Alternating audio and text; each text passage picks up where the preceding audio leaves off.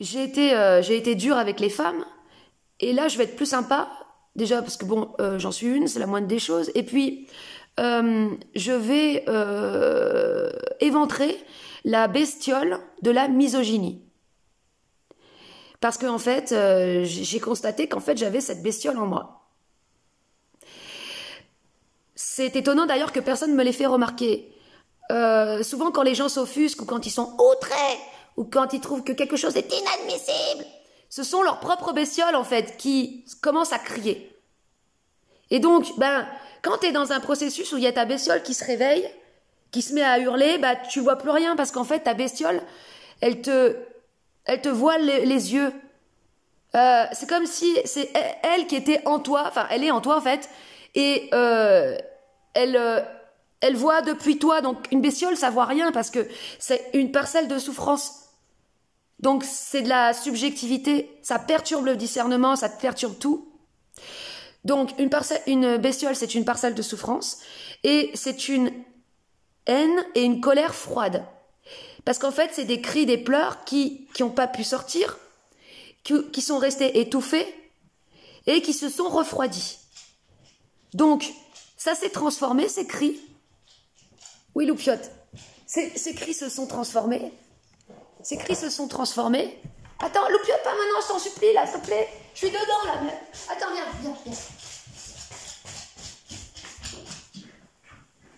Alors.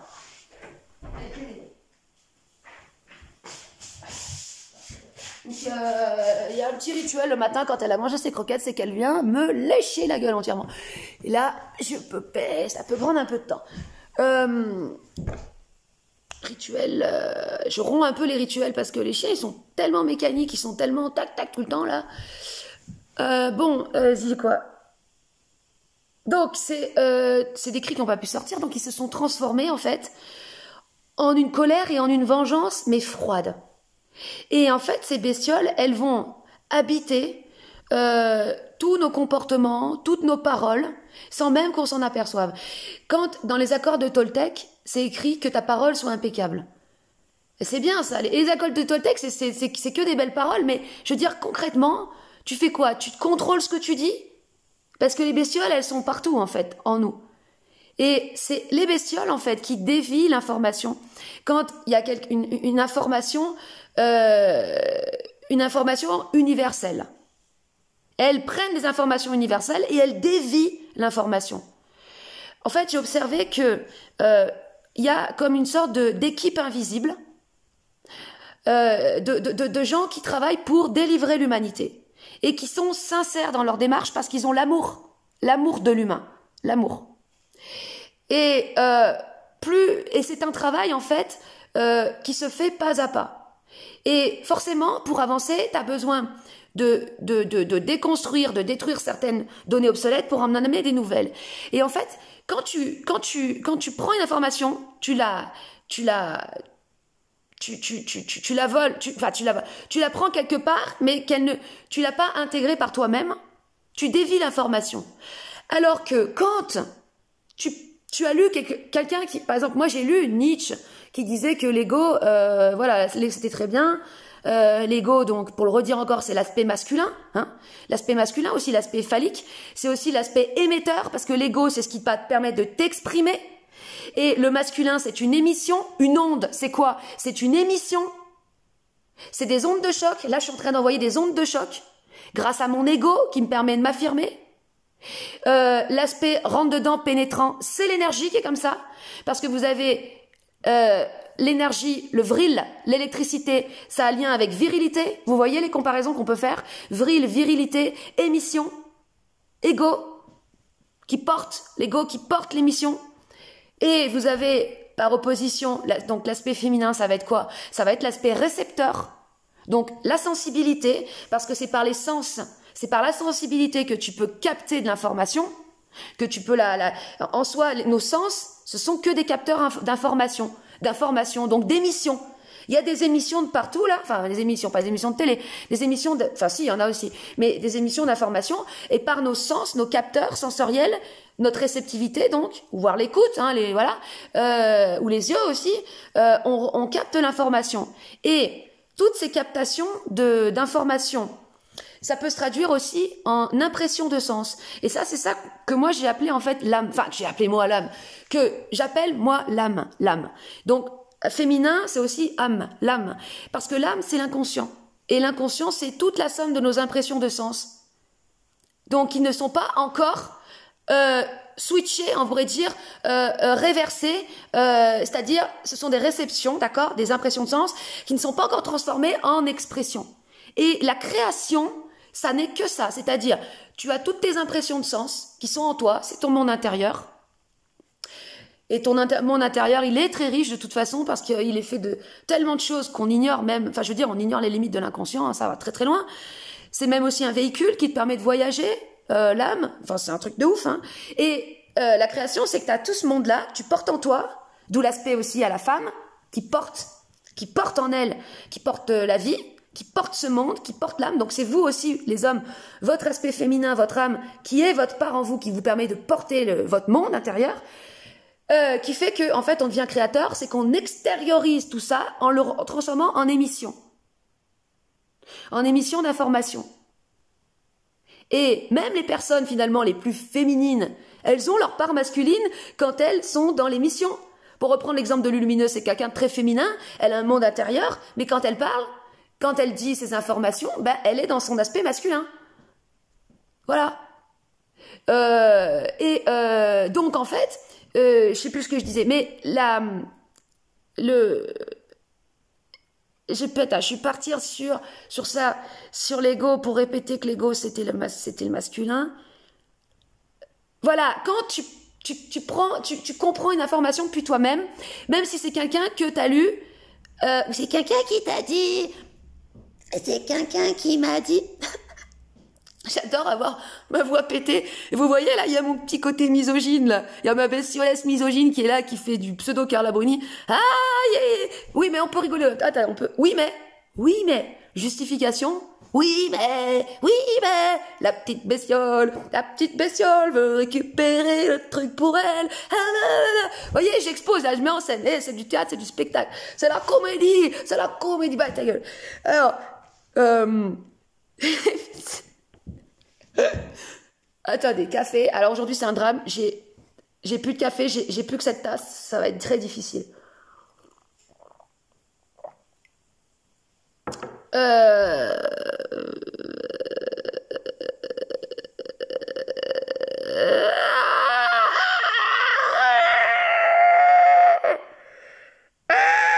sais plus ce que je disais. Bon. Émission, réception. Bon, allez, c'est pas grave, on continue. On enchaîne sur les résultats du foot. Alors, c'était quoi hier? Non, je déconne. Wow. Ah, au fait, petit instant publicité. C'était pas des conneries. Enfin, même pas pub, non. C'est pas des conneries, finalement, ce qu'il disait, Bernard. Quand il disait qu'il allait se passer des trucs, il faisait des prédictions. Moi, je dis, ouais, c'est top, il a fait des prédictions. Parce que je voulais c'est important de dégommer un truc pour pas croire. Parce que quand tu dégommes, déjà toi tu t'affirmes ton identité par opposition et tu crois pas, tu détruis, tu veux pas croire. Et c'est en ne pas croyant qu'après tu arrives à savoir aussi. Bon, ouais, on a compris qu'il y allait avoir l'arrivée du feu cosmique, machin, que les forces allaient jouer leur dernière carte et tout. Et bien, ça, oui. Et cet apocalypse en fait finalement dont tout le monde a parlé. Ben, c'était pas des conneries, mais sauf que nous, on croyait tous que ça allait se passer à l'extérieur. Genre, arriver des extraterrestres, des trucs comme ça. Mais en fait, non, c'est à l'intérieur. Ça veut dire qu'à l'extérieur, il se passe quasiment rien. Enfin bon, il y a des manifs et tout, je dis pas. Mais je veux dire, bon, c'est pas ouf. Et ce qui se passe, c'est à l'intérieur. Par contre, à l'intérieur, c'est du costaud. C'est du costaud. Oui, donc, parce qu'il y a de l'ancien qui part. Cet apocalypse, cette révélation, et qui est en soi le principe de l'éveil, hein, c'est des parcelles de mémoire qui ressortent, qui sont évacuées. Donc il y a plein de gens malades, il y a des gens qui peuvent pas supporter le processus, il y a un cas un taux de suicide à notre époque, là, enfin, en ce moment, un truc de malade. Qui peuvent pas supporter ce processus, et d'autres qui vivent des convulsions. Alors, quand tu prends un truc, quand il y a une information qui t'a... Quand tu as lu quelqu'un, il y a quelqu'un qui t'a dit, voilà, j'en étais à Carla Bruni, il y a quelqu'un qui t'a dit quelque chose et ça t'a parlé un truc. Eh bien, après, quand c'est quelque chose que tu as réellement intégré par toi-même, qu'est-ce qui va se passer? C'est que tu vas le dire déjà de une avec tes mots à toi, ton vocabulaire à toi, ta patte, hein, et ensuite tu vas apporter quelque chose de nouveau, en plus, parce que tu vas être constructif vis-à-vis de cette information. Et par rapport à Bernard, là, justement, j'en parlais ce matin avec quelqu'un là au réveil, qui me disait, ouais, parce que il a écrit un texte où il critiquait l'ego encore. Je lui dis, mec, arrête de critiquer ton ego parce que sans le savoir, t'es en train de castrer ta part masculine. Et puis je venais un peu le faire chier. Et il est poli avec moi dans le commentaire. Il me dit, oui, écoute, j'apprécie ce que tu fais. Par contre, voilà, moi, j'en suis là à mon niveau. J'ai besoin de comprendre. Déjà, faut pas croire que les gens sont plus évolués que toi. Ça, c'est. Mais bon, il dit, voilà, moi, j'ai besoin d'en être là. Je fais ça. Je lui dis, mec, tu sais que tu peux être encore plus pénétrant. Tu me dis, écoute, je t'aime bien, mais lâche-moi les basques. Je t'ai pas sonné parce que je vais lui commenter son truc. Dis-moi ça. T'as le droit de me dire ça. Et tu peux ajouter, va te faire cuire un œuf, grosse morue. Je lui dis, ça te fera du bien à ton ego, mec. Tu vas voir, tu vas te sentir respirer, là, d'un coup. Parce que voilà, tu sais, comme ça, on est là, on n'ose pas et tout. Alors qu'il y a une personne qui vient sur ton espace te dire un truc, tu l'as pas sonné les cloches. Je lui dis, s'il n'y a pas des mecs qui disent aux nanas, qui viennent là, sur leur truc, faire, oui, alors machin, truc, bidule, parce qu'en plus, il se trouve qu'hier, j'arrivais pas à dormir, j'ai tellement d'énergie en ce moment, c'est, oh là là, du coup, je mettais des trucs partout, et s'il y a pas des mecs qui disent, non mais, toi, rentre chez toi, et au fait, va faire une tarte aux pommes, ça ira mieux, non mais je veux dire, après, ça peut être après, des connes, ça peut être, voilà, ça peut être sympatoche, et ben alors, il y a tout qui fout le camp, là. Il y a tout qui fout le camp. Maintenant, on va changer l'expression, ok? Je peux plus dire porter ses couilles parce que c'est un peu vulgose. Même si, bon, moi, la vulgarité, je suis pas contre, vous avez remarqué. Cette ancienne expression, voilà. Voyez le feu cosmique? Tu détruis une ancienne expression et t'en crées une nouvelle. Si tu peux pas créer après avoir détruit, alors c'est pas de l'énergie. C'est de la merde. c'est de la grosse merde. Bon, tu détruis, tu crées. Arrêtons de dire porter ses couilles. Maintenant, on dit porter son ego. Ouais, je porte mon ego. Et là, ils sont là à critiquer les gens. Oui, mais non, vraiment, un truc. Je porte mon ego, hein, voilà. Et si t'es pas content, on va faire une tarte aux pommes. Voilà. Tu sais qu'il y en a qui ont trouvé l'éveil en faisant une tarte aux pommes. Il y en a qui se sont éveillés en faisant des tartes aux pommes. Ça s'appelle la voie de la tarte aux pommes. La voie de l'éveil par la tarte aux pommes. Toute la famille Ingalls, ça leur est arrivé, ça. C'est un truc de fou, personne n'en parle. Hein. C'est incroyable. Bon, je vais me rechercher le reste de cave parce que...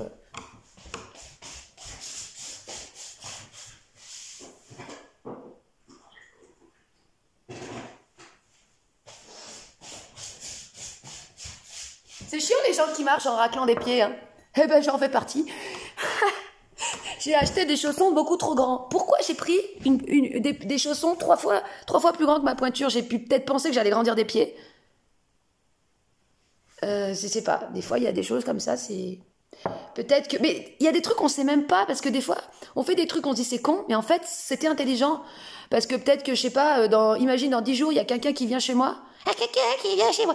Et qui chose du 41. Bah, sera bien contente de trouver des chaussons. Hein? Et voilà, bon. Ah, les voies de Dieu sont impénétrables. Hein. Bon, allez, ta gueule. Qu'est-ce que... On peut se dire ta gueule aussi un peu, des fois. Hein. Oh là là, c'est dingue aujourd'hui. Tellement que c'est rigide, on ne peut plus dire ta gueule. Oh, ta gueule, c'est pas...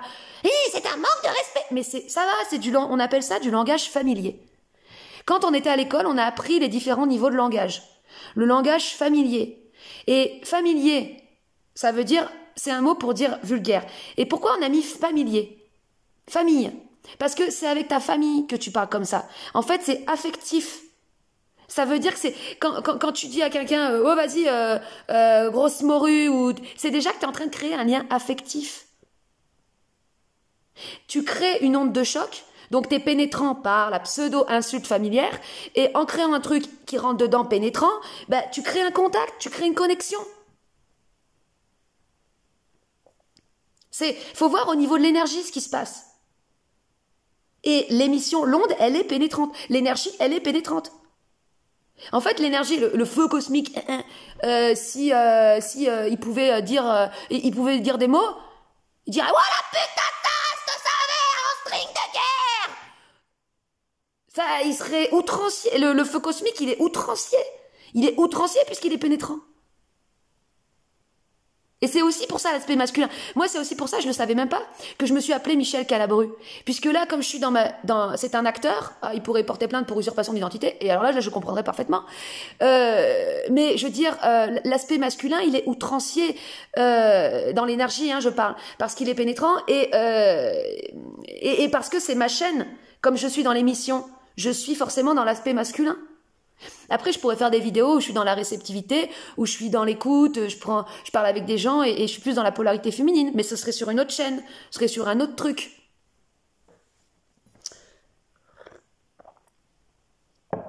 Alors voilà. Donc en fait, je vais venir à la bestiole de la misogynie. Alors. Déjà, avant de commencer sur la bestiole de la misogynie, le cœur de la misogynie, c'est une profonde jalousie, parce qu'il y a plein d'hommes misogynes, et il y a aussi des femmes misogynes. C'est du passé pour moi. Parce que avec ce que je vais dire après, ce sera plus possible d'être misogyne. Plus possible. Vous allez voir. La misogynie, en fait, ça vient d'une jalousie. De toute façon, c'est toujours la jalousie, la jalousie, les bestioles ne sont que jalouses parce qu'elles ne sont rien. Et quand elles voient de l'énergie, elles sont jalouses de l'énergie.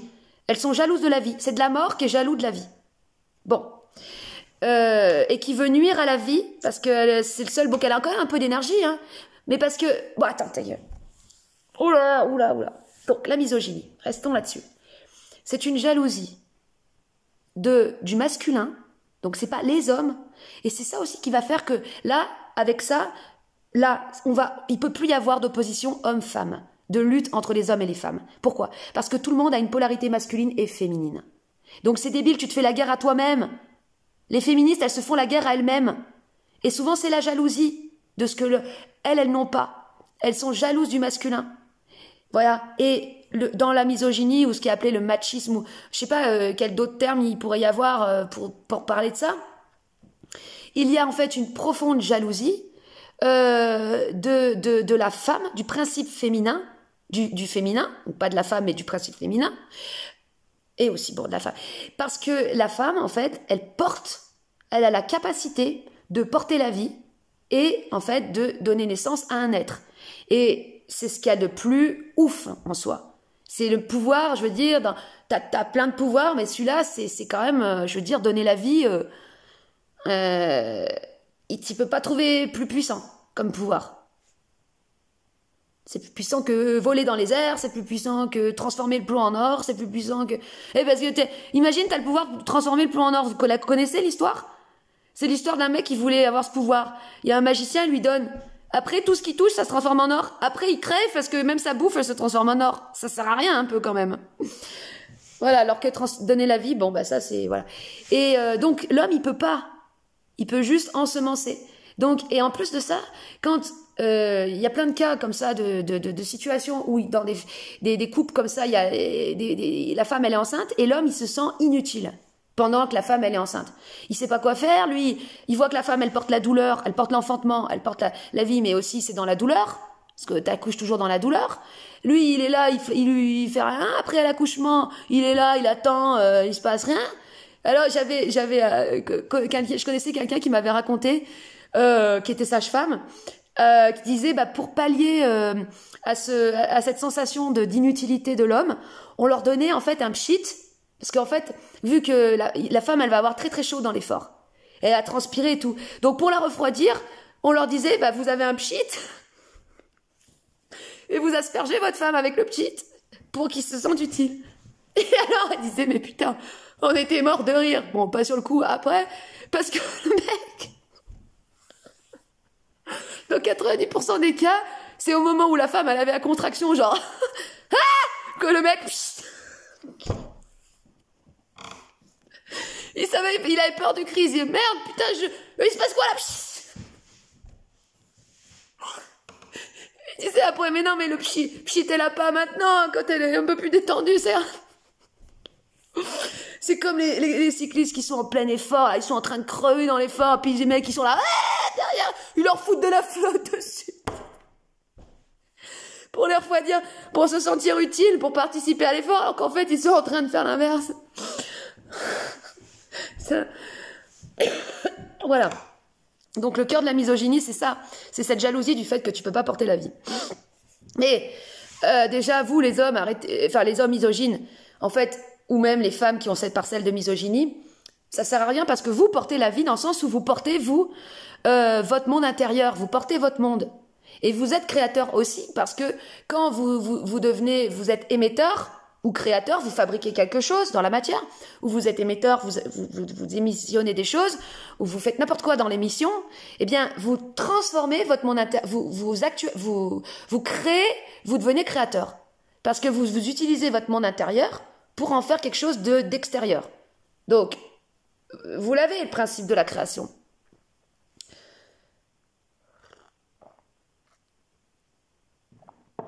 Et puis bon, parce que aussi dans l'absolu... Bon, allez, ta gueule.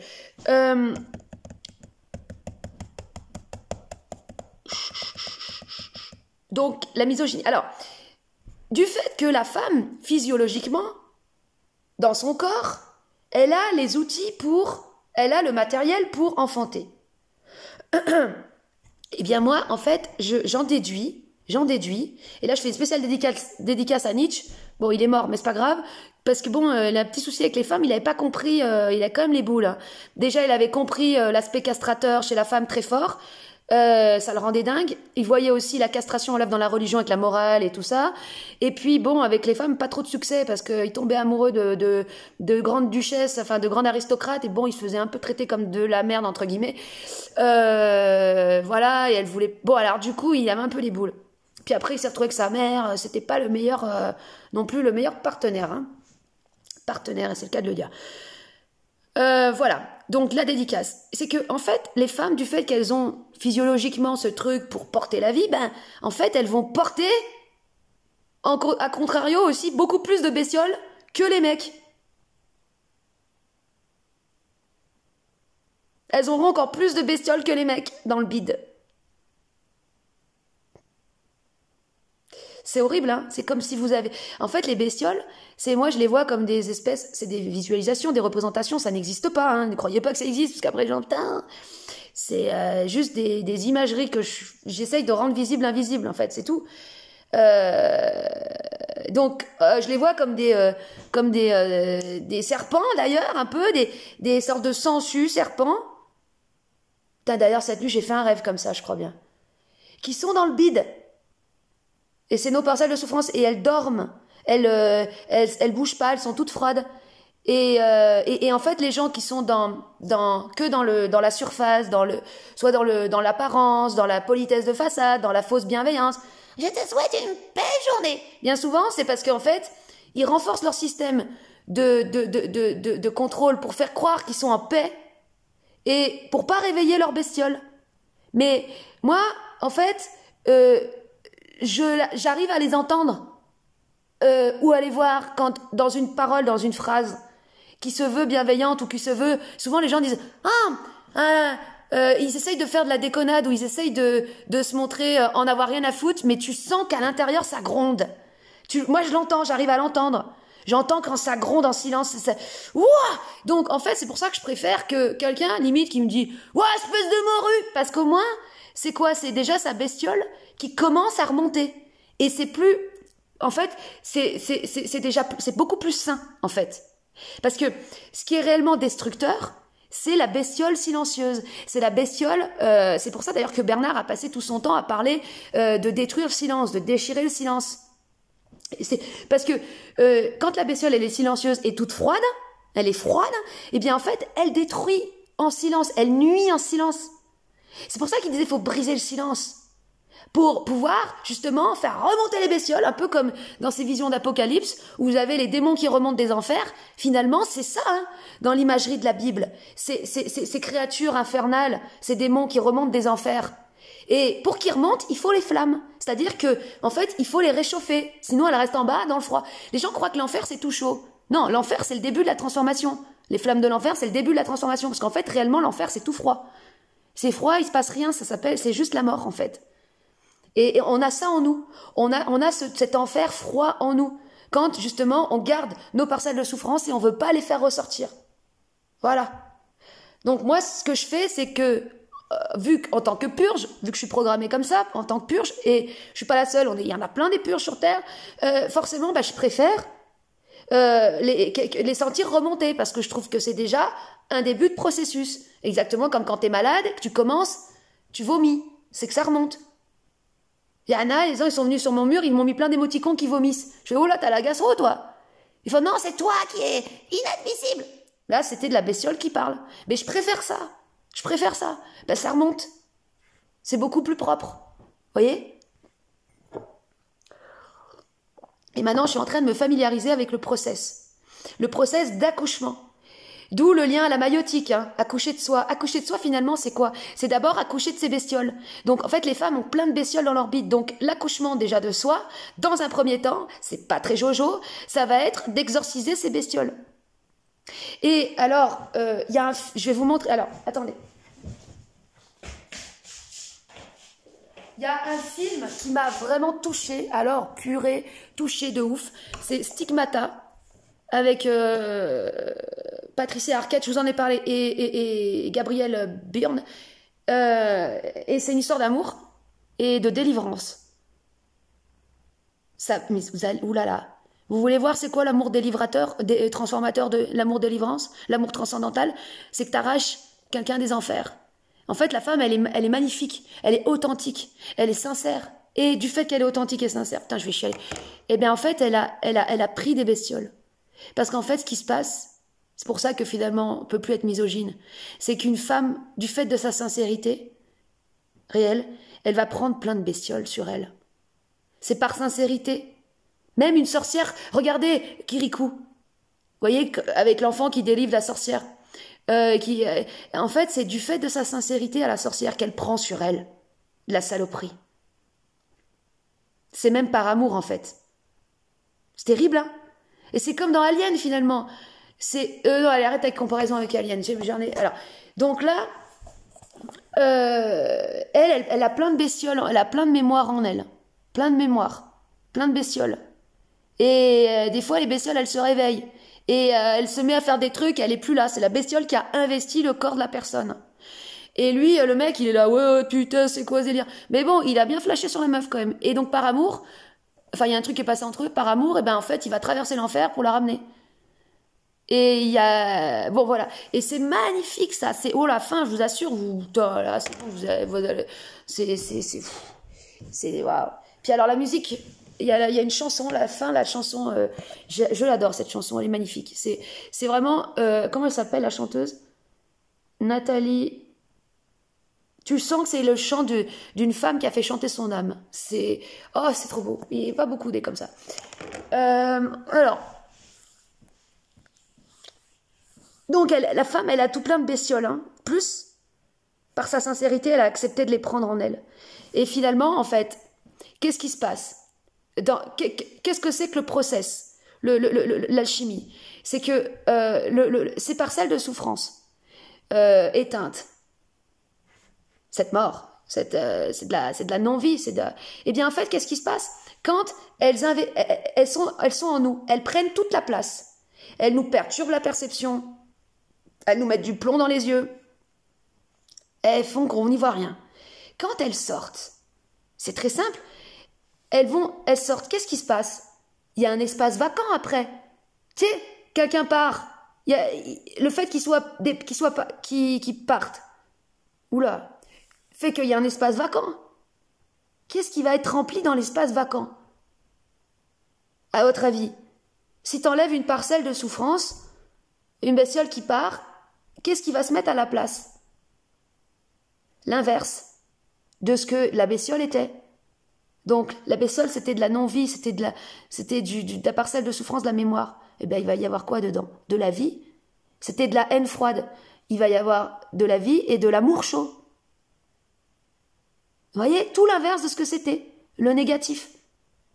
C'est pour ça, haine, amour, en fait. C'est-à-dire que, et le truc, c'est qu'en fait, haine, amour, ça aurait dû être écrit haine froide, haine, parce que la haine chaude, c'est déjà un début d'amour. En fait, l'amour, c'est chaud, vous voyez. La haine, en fait, c'est et la destruction, en fait, c'est froid, comme on dit, une vengeance froide ou des trucs comme ça. Voilà, c'est tout froid. La bestiole, elle est froide. Elle remonte, elle se réchauffe. Déjà, rien qu'elle se réchauffe, elle commence à se transformer en amour. Déjà même, et ça peut paraître choquant, je sais, hein, mais quelqu'un qui vient vers vous et qui vous, parce que vous avez créé quelque chose qui l'a choqué, et ça l'attire, la personne, c'est sa bestiole qui vient. Mais c'est déjà un début de transformation, donc c'est déjà presque de l'amour. Et la personne, elle vous dit, ouah, t'es une grosse morue! C'est déjà un début d'amour parce que ça commence à être chaud. Voilà. Je sais que je suis un peu relou quand je parle et que je répète beaucoup, mais j'ai besoin, parce que ça me permet d'intégrer en même temps le truc. En même temps que je parle, voilà, j'intègre. Donc, le truc évacué, je vais vous dire aussi pourquoi j'avais la... Alors, donc, après, bah forcément, ça se transforme en amour chaud. Voilà. Alors, la fonction de la provocation, quelle est-elle? Au niveau carrément énergétique. Et là, c'est vraiment très intéressant. Quand tu émets quelque chose, genre, tu vas bousculer quelqu'un en disant « Ouah, grosse morue !» Ça crée une onde de choc, d'accord? Et cette onde de choc, si la personne elle est sourde, elle va pas l'entendre déjà, ça va rien faire. Si elle en bat les couilles, ça va rien faire. Mais si ça la touche, ça va faire en elle des secousses aussi, des secousses, d'accord? Des secousses. Les secousses, qu'est-ce qu'elles vont faire? Elles vont bousculer les bestioles qui étaient dans le fond, qui bougeaient pas.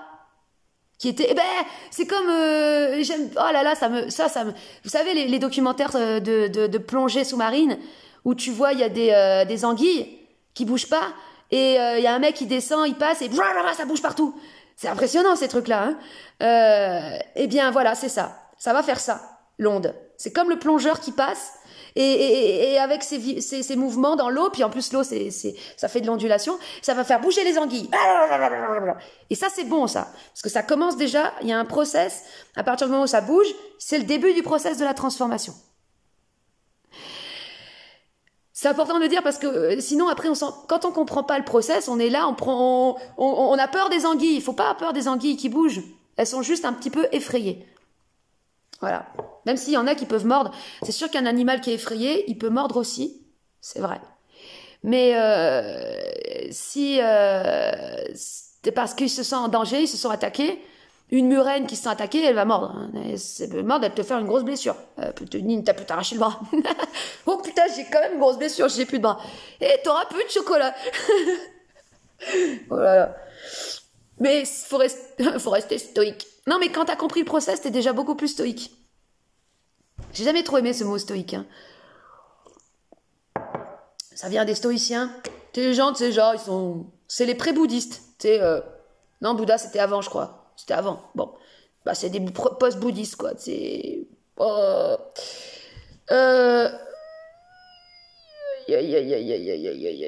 Donc, les bestioles, elles s'agitent dans tous les sens. Ok? Et qu'est-ce qui se passe?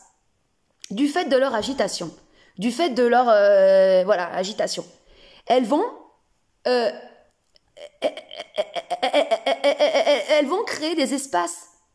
Parce qu'en fait, avant, si vous voulez, c'est comme si les bestioles faisaient un tapis. Ah, alors en fait, là, ça y est, c'est ça. Et c'est pour ça que je parlais de la matière noire. Oui, c'est ça, parce que en fait, les bestioles, quand elles sont tapies dans le fond, eh bien, elles se fondent. Elles deviennent un tapis. Elles deviennent ce pétrole, cette matière noire. La matière noire, elle est homogénéisante. Elle recouvre tout. Et elle te plombe tout. Elle fait... D'ailleurs, quand vous n'avez pas d'énergie, si vous êtes plombé, c'est plombé. C'est votre matière noire, c'est elle qui aspire toute l'énergie. L'énergie nourrit votre matière noire. Et donc, vous avez pas d'énergie. Voilà. Donc, ces bestioles, en fait, elles font un tapis dans le fond. Un gros tapis comme ça. Et quand tu passes et que tu les bouscules, elles se ravivent, elles reprennent corps. Parce que quand il y a le corps qui se forme, il y a déjà une enveloppe. Et c'est l'enveloppe qui va permettre qu'elle soit ensuite évacuée. C'est des parcelles. Tant que ça n'a pas fait une enveloppe, comme quand dans un processus alchimique, ça va faire des caillots, des boules, des rassemblements. Tant que ça n'a pas fait ces boules-là, ces bestioles, elles peuvent pas sortir. La matière noire, c'est d'abord un tapis, une nappe, et ensuite ça fait les bestioles, des petites parcelles qui vont commencer à s'agiter, donc il y a déjà de la vie, et vont pouvoir ensuite sortir.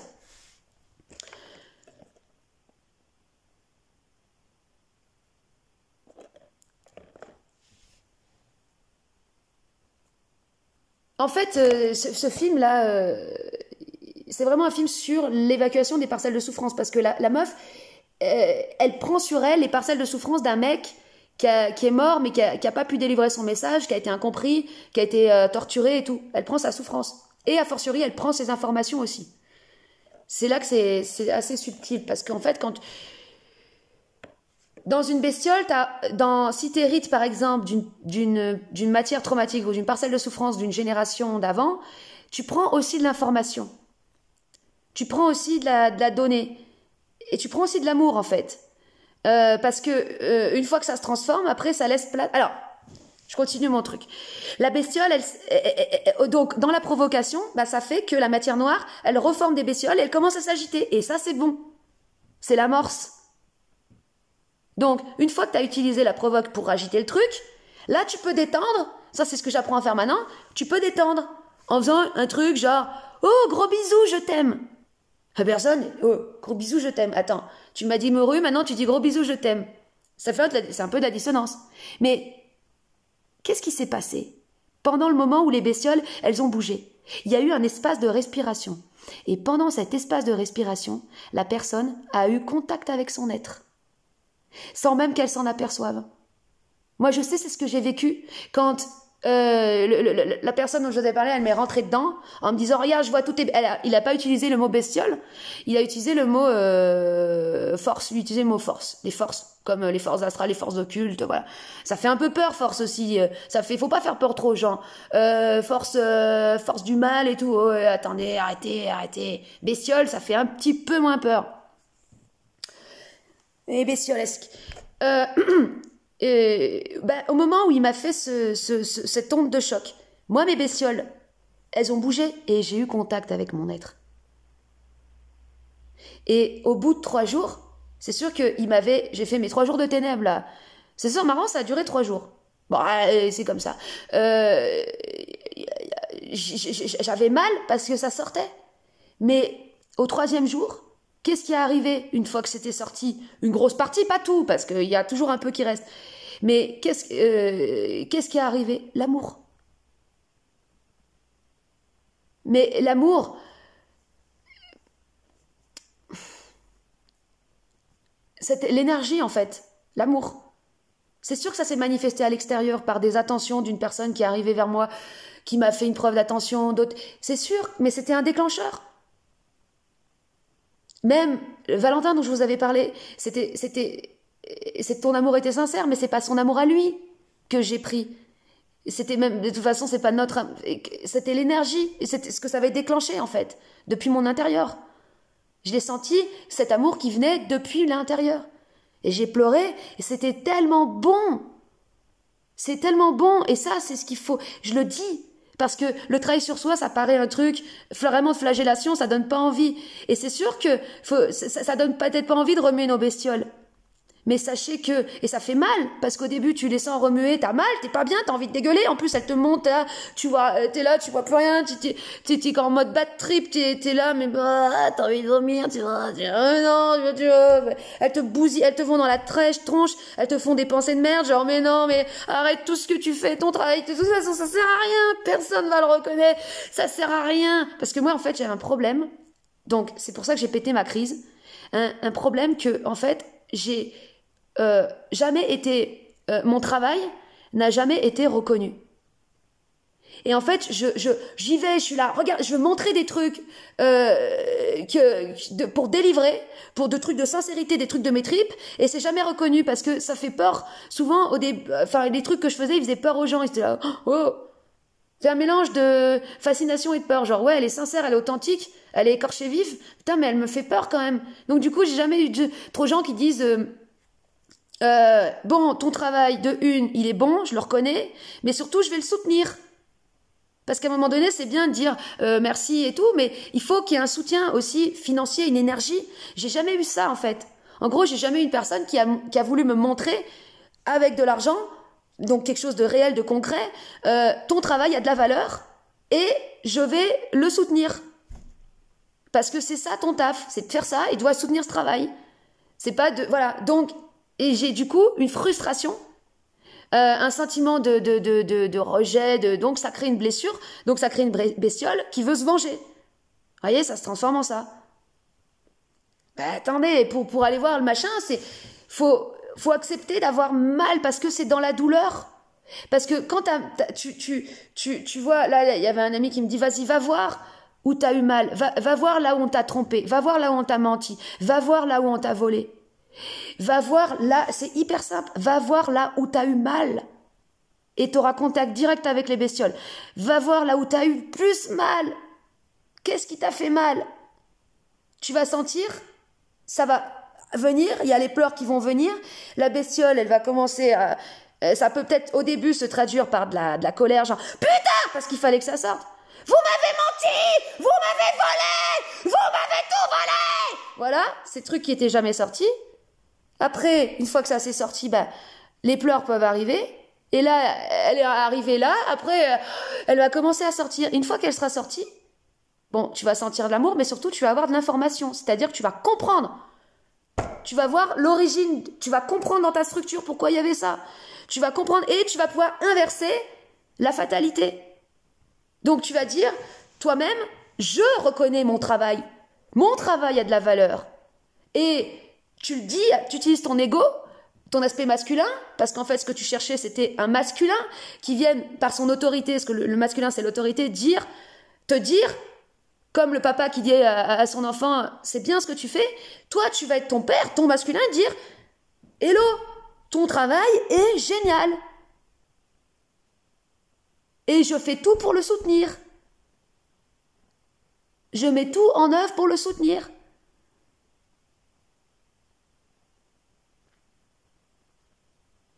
Parce que c'est sûr que tu peux avoir plein de gens qui te disent ouais, c'est cool, machin, mais ça vient pas de toi non plus. Donc, t'es content, c'est génial, ça touche, mais c'est d'abord à toi de le faire. Et de le faire concrètement, maintenant, moi je le fais, c'est-à-dire que je le dis, je l'émets. Je dis, voilà, comme là je le fais. Élodie, ton travail, c'est super. Continue.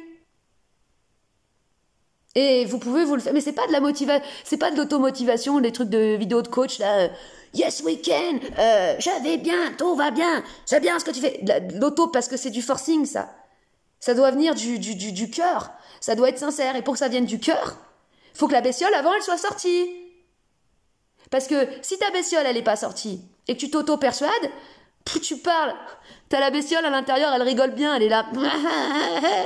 Elle y croit à son truc. Elle s'auto-persuade. Comme les gens qui mettent des trucs sur leur profil Facebook, genre que des belles images et tout. T'as les bestioles à l'intérieur, elles rigolent, genre. Elle se crée des écrans de fumée. Elle sait pas que je suis encore là dans le bide. Puis alors à la moindre occasion, c'est pour ça que les gens disent respecte-moi, parce qu'ils ont peur parce qu'à la moindre occasion, il y a quelqu'un qui débarque, qui vient troller. D'ailleurs, un troll, c'est très bien. À la base, un troll, c'est un lutin, c'est un petit lutin. Moi, j'adore les lutins parce qu'ils sont farceurs. Hein. J'adore les farces. Et j'ai un côté lutin.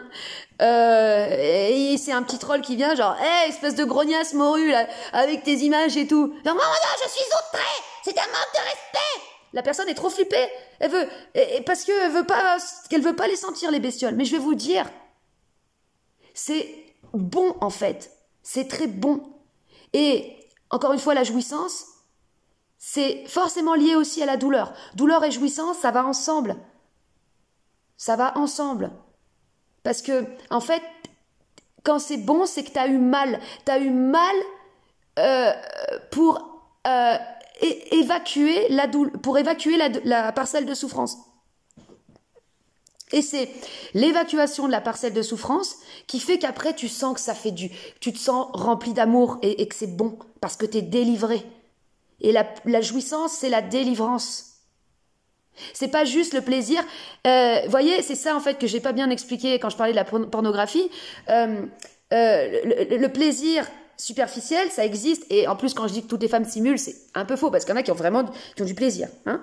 Mais c'est comme quand quelqu'un te fait un massage. Et ça, d'ailleurs, je me souviens, Valentin, il disait tout le temps, je lui disais, vas-y, fais-moi un massage et tout. Il fait, non, il te faut pas trop de plaisir. Tu prendras goût, non? Il faut que t'en chies. Il parlait comme mon père, parce que mon père parlait comme ça aussi. Quand on partait, enfin, sans que j'ai le choix trop, mais faire des crapahus ou de la montagne, il me réveillait comme ça. Alors, t'es prête pour en chier? T'es jamais prêt pour en chier, de toute façon, c'est con de dire ça. Et puis, on va commencer. Allez, aujourd'hui, on va en chier. Ouais, génial, mais quelle belle journée, quelle belle journée. Ah oui, non, puis ça me rendait dingue parce qu'en plus, lui, il prenait des photos. Ces photos étaient magnifiques. Parce que c'est un photographie. Il faut toujours des photos. Il fait, ah, regarde, c'était pas beau, ça? Bon, c'est là qu'elle vient ma haine du beau, en fait. Je sais, putain, oui, c'est beau, mais j'en ai chié, ma race. J'en ai chié, ça se voit pas dans la photo. Ça se voit pas dans l'image que j'en ai chié. Oh, putain. Oh, mais je rigole de ma gueule, putain, mais merde. Oh, j'aimerais trop être comme un extraterrestre qui vole et qui me voit, moi, en train d'en chier pour me foutre de ma gueule. Et être là comme un petit diablotin. Alors, t'en chies, hein? T'as vu? T'en chies. Voilà, c'est là que c'est encore plus jouissif, c'est de se foutre de sa gueule. Hein. Parce que tu sais que, en fait, ça va précéder une délivrance après. Donc, voilà. Et donc, voilà, je disais, et donc Valentin me disait, ouais, il faut que, si pour qu'il y ait du bon, faut en avoir chié un peu avant. Je suis, tiens, c'est bizarre, ça ressemble à ce que disait mon père. Tiens. Voilà. Et pourtant, Valentin avait... Alors là, c'était l'antithèse de mon père, parce que c'était quelqu'un d'extrêmement doux et gentil et tout ce que tu veux. Mais bon, ça n'empêche que ça restait une chèvre. Hein, c'est une chèvre qui te chèvre. Et donc, il voulait pas trop que je prenne trop de... Parce que, voilà, le plaisir facile... comme ce qui est montré dans la pornographie, c'est comme un plaisir superficiel, mais c'est pas transformateur. Ça transforme rien. C'est pour ça aussi que les mecs qui sont que là-dedans, dans le plaisir facile, ben, ils sont enchaînés à leur désir parce qu'ils sont pas transformés de l'intérieur. Alors que la réelle jouissance, c'est lié à de la délivrance. Et qui dit délivrance, forcément dit une certaine douleur au début quand tes convulsions, elles commencent. Et quand tu as de la délivrance, quand tu es transformé, tu peux plus avoir d'addiction à quoi que ce soit. Pourquoi? Et moi, ça, je vais vous dire, je l'ai observé dans ma relation à la clope. Parce que avant, quand je commençais à fumer, tiens, ça va peut-être vous intéresser, j'ai fumé par période des fois, après j'avais toujours envie de fumer. J'arrivais pas à m'arrêter. Alors qu'en fait, là, je vais m'acheter un paquet, je vais fumer, et après, j'y penserai même plus. C'est vrai que j'ai un plaisir, parfois, quand j'écris, c'est d'avoir une clope. Donc, j'y vais, je fume et tout. Et d'un coup, tout. Et après, j'ai plus de clope. Fini. Et parce qu'en fait, l'addiction, c'est les bestioles qui sont nourries. Et c'est pour ça que, en fait, moi, j'arrivais pas à comprendre pourquoi... ce que je disais, voilà, vous voyez, l'alcool, des fois, ça permet de délier certaines choses. Quand t'arrives, t'es bloqué, t'arrives pas à sortir des trucs, tu bois un verre de vin, ah bah tu te mets à parler, tu vas te lâcher, tu vas même pleurer, les gens vont se prendre dans les bras, les gens, et du coup, des fois, tu te dis, mais attends, c'est bizarre, pourquoi l'alcool, c'est addictif, pourquoi, ça va permettre momentanément de soulager un truc, mais ça va pas transformer. Parce que c'est la bestiole qui va être nourrie aussi. C'est-à-dire qu'elle va être un peu extériorisée, mais en même temps, elle va être nourrie. Donc, en fait, tant qu'elle va être nourrie, elle va pas être complètement sortie. Donc, finalement, ça se comprend quelque part dans les pratiques, on va dire, plus traditionnelles, chez les Tibétains, la pratique du jeûne. Bah, quelque part, c'est, d'une certaine manière, si tu fais un jeûne aussi de ton corps, tu vas tout jeûner, tu vas aussi affamer tes bestioles. Tu vas tout affamer. Parce qu'il y a aussi un lien avec la bouffe, l'addiction à certains aliments. Voilà, c'est tes bestioles qui bouffent. Et en plus, putain, alors ça, je veux dire, quand j'étais avec Valentin, des fois, je m'achetais des sneakers. J'aime bien les sneakers glacés. Je ramenais ça, je me faisais engueuler. Et en plus, moi, c'est ouf parce que dans ma famille, c'était interdit les sucreries et tout. On avait un régime assez strict, on bouffait des légumes à l'eau et des steaks de soja. Génial. Ouais, des fois, il y avait des trucs pas trop mal, hein, j'exagère. Vous avez compris que j'étais un peu marseillaise des fois, hein. Ouais. J'ai raconté marseillais. Parce qu'une fois, je parlais avec un maire de village. Je dis, alors les Marseillais, vraiment, vous savez, c'est les grandes gueules petites pattes et tout. Oh, on va Marseillais, vous voyez ce que je veux dire? Il fait, oui, je vois, je suis Marseillais. Je fais, oh, pardon. Allez, bon, c'est toujours pour moi, ça. Et puis bon, mais comme c'était un bon gars, il s'est marré. En général, les gens que tu provoques et qui se marrent, c'est que bon, bah, ils ont de l'autodérision et en fait, c'est cool.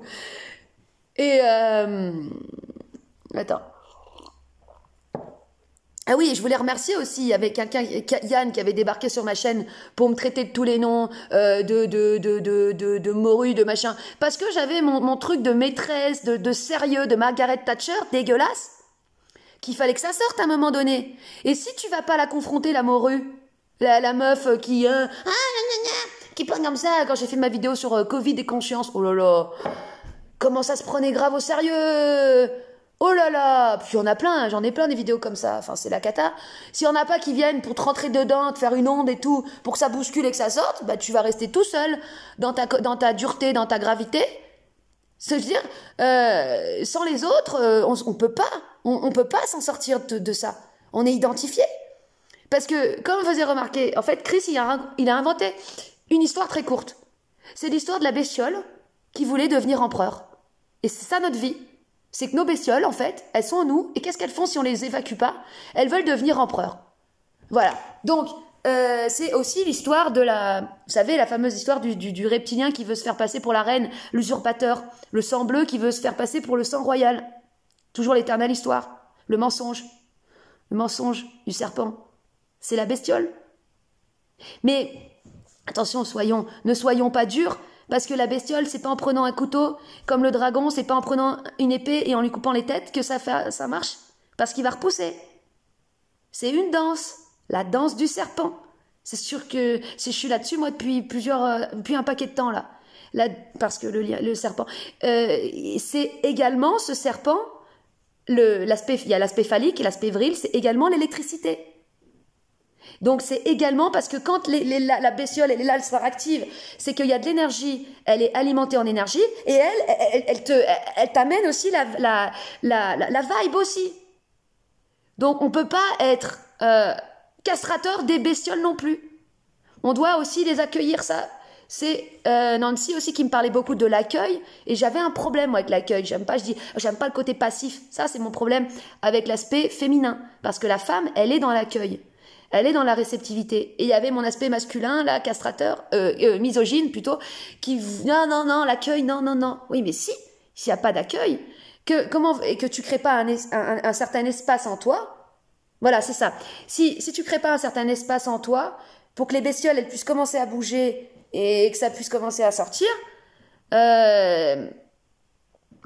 ben, elles vont rester toutes compactées entre elles vont faire ce tapis et il n'y a rien qui bougera. Et la personne sera rigide. Toute rigide. Comme moi, je l'ai été tellement rigide. Voilà. Donc, je voulais dire un truc, j'ai zappé, c'est quoi? Eh ben, alors là, franchement, je sais plus. Donc, l'histoire de la bestiole qui veut se faire empereur. Et nous-mêmes, on s'en rend pas compte qu'on a nos bestioles qui se sont fait empereurs en nous. Quand t'es amoureux de ton image, c'est la bestiole. Ah, j'ai mon heure de gloire. Tu sais, tu te mets tout le temps en avant. Ah, bah, j'ai mon heure de gloire. Wouhou. Ah là là, ici. Et en plus, tu peux te sentir presque heureux, hein. Tu peux te sentir, parce que t'es content de toi, c'est narcissique. Le contentement du narcissique qui est content de lui. Mais c'est pas un bonheur entier, ça. C'est pas un bonheur plein, ça. C'est pas un amour irradiant, ça. Non. C'est un truc un peu petit, quoi. C'est comme quand tu souris. Les gens qui sourient, mais c'est tendu, c'est parce que c'est... Quand tu souris, c'est ah. Bon là, non, là c'est un cri. Putain, la meuf qui confond les cris. Quand tu ris, c'est de tout ton corps, du bide, de tout. Pas juste. Et ça aussi chez la femme, hein. Les femmes, arrêtez avec vos sourires. Moi, ça sert à rien de dire arrêtez avec ci, avec là. Là, je suis encore en train d'essayer de donner des leçons. Si vous vous observez en train de faire, quelqu'un vient vers vous et c'est fake. Bon, allez, arrête. Là, c'était de la misogynie encore.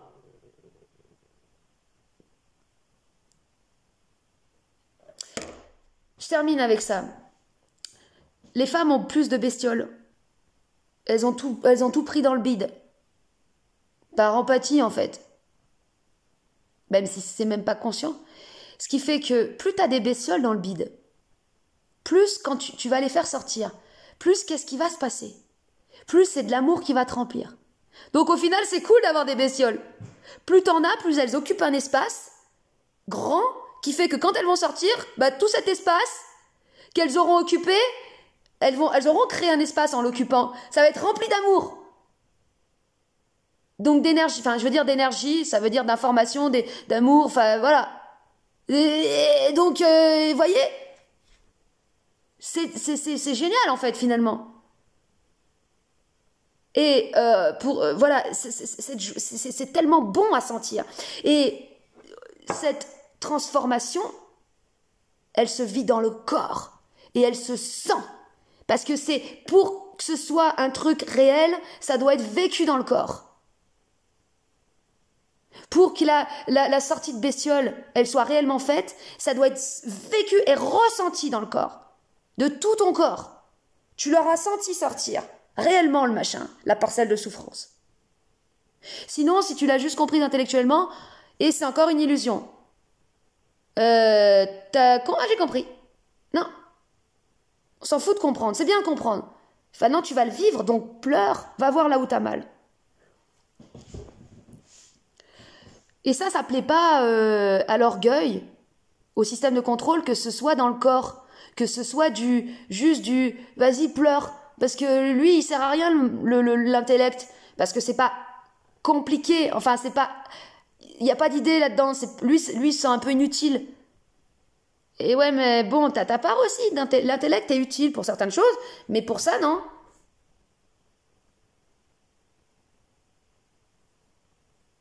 Voilà. Et donc, je reviens, c'est voilà, la femme emplie de bestioles, la sorcière comme dans Kirikou, une fois qu'elles sont sorties, elle devient la femme la plus belle qui soit. Elle devient une reine. Enfin, pas la reine dans Alien qui pond des œufs dégueux. Non, non, elle devient vraiment une reine magnifique. Pour tout le village, après, elle va protéger le village. Donc, vous voyez, vous voyez la perspective que ça offre, en fait? C'est pour ça qu'en fait, maintenant, je vais arrêter, ça sert à rien aussi de blâmer l'orgueil, genre, c'est ton orgueil, parce que là, tu te rends pas compte que c'est ta bestiole qui gueule sur l'orgueil. L'orgueil, encore une fois, quand tu comprends par toi-même, tu vas apporter des éléments nouveaux qui vont être encore plus constructifs pour faire avancer les choses, pour faire avancer la délivrance de l'humain. Parce que c'est ça le travail. Hein. Quand Bernard était en transe, qui était dans sa vibe, il disait « J'apporterai toujours plus de choses pour délivrer l'humain, toujours plus pour délivrer !» Parce qu'il n'y a que ça à faire, en fait, comme taf. Mais il faut d'abord le faire sur soi. Tu peux pas vouloir aider les autres délivrer si toi t'es pas délivré, parce que tes bestioles, elles vont dévier le process, et elles vont fourrer les gens dans la merde. Ou les castrer, ou les fourrer dans la merde. Une bestiole, c'est faire que ça. Donc, il faut que la personne qui veut délivrer les autres, elle soit, elle, délivrée. It is the base.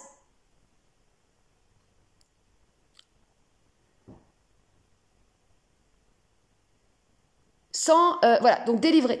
Oh putain, ça fait penser à la chanson Délivrer. Qu'elle soit donc elle-même délivrée.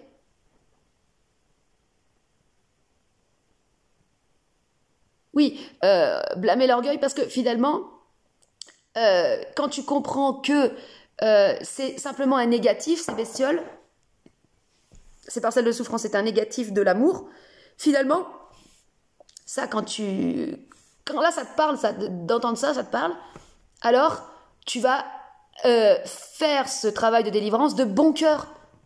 Parce que si c'est pour le faire dans la flagellation et tout, non, non, non, non, non. En plus, c'est contre-productif. Par contre, ça n'empêche que, bon, tu seras tout seul quand les soubresauts vont commencer à arriver parce que tu sentiras le truc qui va commencer. Bah là, tu seras tout seul. Ou tu pourras être avec quelqu'un, mais en fait, là, tu peux que avec une personne de confiance, alors absolue. Pourquoi? Parce que quand il y a la bestiole qui commence à, bah, comme dans le film, commence à se manifester, commence à essayer de sortir et tout, si tu as une personne à côté qui a des bestioles en elle, ça va être la merde, ça va être bataille de bestioles. Donc ça sert à rien, parce que bataille de bestioles, elles sortent pas, elles se battent entre elles s'auto-nourrissent dans le fight. Elles s'auto-nourrissent dans le fight. Moi, je connais très bien ce truc, et ça peut durer longtemps. Donc, elles se nourrissent du fight aussi, les bestioles. Ça, je l'ai observé chez moi. Hein. Elles aiment bien ça. Elles aiment bien ça. Ouais, elles se sentent exister comme ça. Mais bon, bah après, ça peut être aussi ce qui va te permettre après de sortir aussi. Bon, voilà, ça dépend de ta détermination. Et alors, attends. Donc oui, une personne de confiance, parce que quand ça va commencer à sortir, il peut y avoir des tremblements, des spasmes, des pleurs. La personne à côté de toi, elle doit surtout pas interrompre le process. Quand elle sent que ça commence à sortir, mais comme un accouchement, tu sais, la sage-femme, elle va pas faire « Attends bébé, arrête !» puis il le refout dans le vide, tu sais. Et il y en a souvent, ils font ça. C'est-à-dire que, moi, par exemple, j'avais une amie qui était, une fois, elle faisait une crise d'angoisse et tout, et les gens, ils voulaient tous arrêter le process. Genre, ah, mais ça va bien, mais tout va bien, mais arrête, mais calme-toi, mais ils avaient peur. Alors que le truc était en train de sortir, faut l'accompagner jusqu'à ce qu'il soit sorti. Et pas l'interrompre. Juste l'encourager. Juste l'encourager. Et c'est un truc dingue, ce qui s'est arrivé, moi, la fois où il y avait ce gars qui m'était rentré dedans, avec son onde de choc et tout, là, c'est qu'en face de moi, il y avait une femme qui disait rien, mais qui me regardait avec un air bienveillant, mais un vrai air bienveillant, genre, je suis passée par là, c'est ça la bienveillance, c'est que je suis passée par là, je sais ce que tu vis, et t'inquiète pas, ça va bien se passer, parce que moi j'en suis sortie. Sur son t-shirt, c'était écrit « c'est très bien ».